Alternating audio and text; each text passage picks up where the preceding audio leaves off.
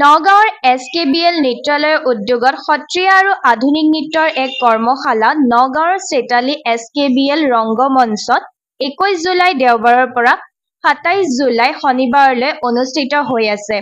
উক্ত কৰ্মশালাত যোগদান কৰিব বিচৰা যুৱক-যুৱতী আৰু শিশুসকলে উদ্যোক্তা সমিতিৰ লগতে 9101405557 অথবা 8638313604 মোবাইল নম্বৰত যোগাযোগ কৰিব পাৰিব।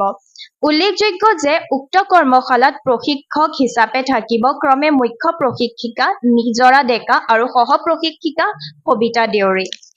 আমাৰ কথাটো হৈছে কি SKBL এটা ইউনিট মানে 60 দশকতে জন্ম হোৱা এটা ফুটবল দলটোৱে সমগ্ৰ SKBL হেতালি গুজৰাটৰ লতাবুল বালিখৰা এই 4খন গাঁও সন্মিলিতভাৱে ইয়াত এটা মানে ক্ৰীড়া সাংস্কৃতিক বিশেষকৈ ক্ৰীড়া সাংস্কৃতিক শিক্ষা এই তিনিটা বিভাগত আৰু 1964 চনত এই SKBL নেহৰু মধ্য ইংৰাজী বিদ্যালয় প্ৰতিষ্ঠা হয়।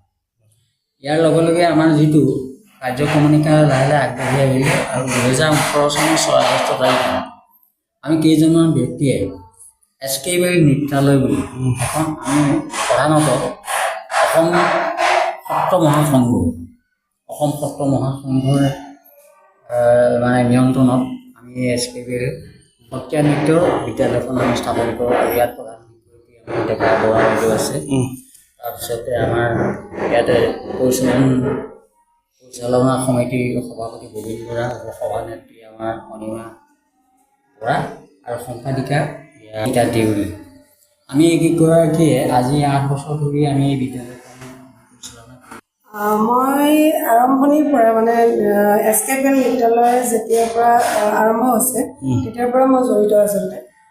তাৰ আগত মই ইয়াতে কৰ্মশালা এখনি কৰিছিলোঁ। তাৰপিছতে ব্যক্তিগতভাৱে মানে সিদ্ধান্ত ল'লে যে ইয়াত এখন স্কুল পাতিব।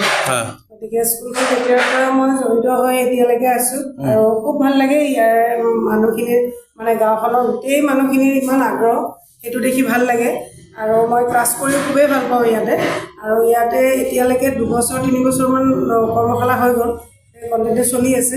গতিকে আগলৈও এনেকৈ থাকিব বুলি মই ভাবিছোঁ আৰু